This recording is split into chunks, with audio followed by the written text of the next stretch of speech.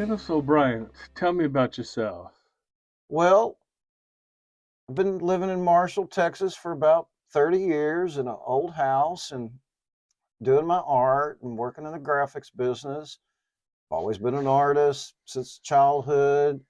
Um, I work in a variety of mediums from mostly acrylic paints, the occasional oil painting, only to remind myself that they're messy.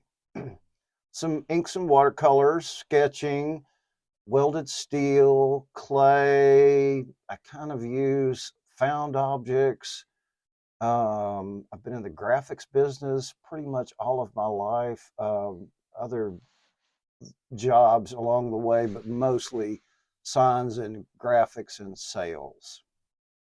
Well, it's very obvious when a woman is your muse, but typically, if there's not a lovely lady in the picture, what is your muse? Just the creativity itself, um, not necessarily the outcome, but the process. So yesterday, for example, there's a young man at the assisted living center where my mother is, and he's a child of one of the workers there, and he was drawing. I said, "Well, hey, what you drawing?" So he showed me his drawings, and so I said, "Well, don't worry about the outcome. Just draw. If the tires aren't perfectly round." He was drawing a motorcycle. I said, "If they're not perfect, don't worry about it. Just it's the process." And so this morning, I looked through some things, and I had an extra sketchbook and a book on how to draw people, and some drawing pencils, extra things I had, and I gave them to him just to inspire him. But mainly, it's the process, not necessarily the outcome. How would you describe your process? It's not scientific. And I did horrible in college in my art classes. College was more of a party thing, so I pretty much screwed the pooch in college. Luckily, the good Lord was generous with the creative skills, so I could always draw and create. And I kind of learned. I say I was telling the kid not to worry about the outcome. Sometimes I worry about the outcome, and I have to remind myself it's cover over it, tear it up, glue it back together, just keep creating. I think Warhol said, "Don't worry about it. Just keep making it. Just keep doing the process." Do you feel like you're prolific? Personally, no, yeah, but kind of because affirmations from, especially the other night during the opening, and all of the people saying, "Oh, you're so talented, you can just do anything," and so I try not to let the ego thing get in the way.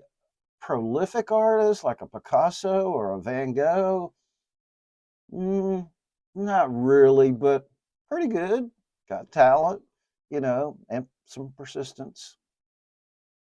One of the things I did about 25 years ago was I was looking for some new subject matter, series subject matter, and I'd done a variety of things, and it hit me, Caddo Lake, because it's so beautiful, and the trees, the shape of the trees, the Spanish moss, the water lilies, any angle, any time of year, it's just magic.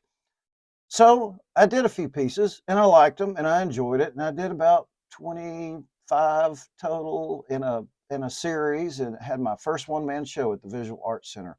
So that's one thing. You mentioned the ladies. They can be amusing and amuse and a pain in the butt sometimes. Um, Abstract. I don't know if I'm the greatest abstract. They tend to have harder edges, but that's my graphics background. And then I kind of got into the just things, my kitchen table, still lifes, my garden. I call them my journey paintings, things that are familiar to me, probably like what Van Gogh did. What was familiar to him. He liked going out in the fields. I like painting in the studio and drinking coffee or wine, depending on the time of day. Tell me what role found objects have in your process. Well, we grew up collecting rocks, petrified wood. Then along came on dirt roads, there would be a rusty thing, an implement, farm implement, wire. So I just liked them, picked them up. I didn't really use them. I had them, you know, and I kept them in boxes and in jugs and buckets. And when I built my pallet wall in my back of my garden, I got them all out and started attaching them to the fence in a pattern. But I had met a pretty famous artist by the name of Claude Connell a number of years ago. She has work in the Metropolitan Museum of Art and the Tyler Museum of Art, New Orleans, Dallas, Fort Worth. Anyway, we went out to her place, and she had just a regular wooden fence, but she screwed all of her found metal objects to the fence, and on the at the base she had all her rocks laid out, and she used those in her compositions. So maybe I picked some of that up from her. What's a goal for you as an artist, or is it more about being in the process rather than goal setting?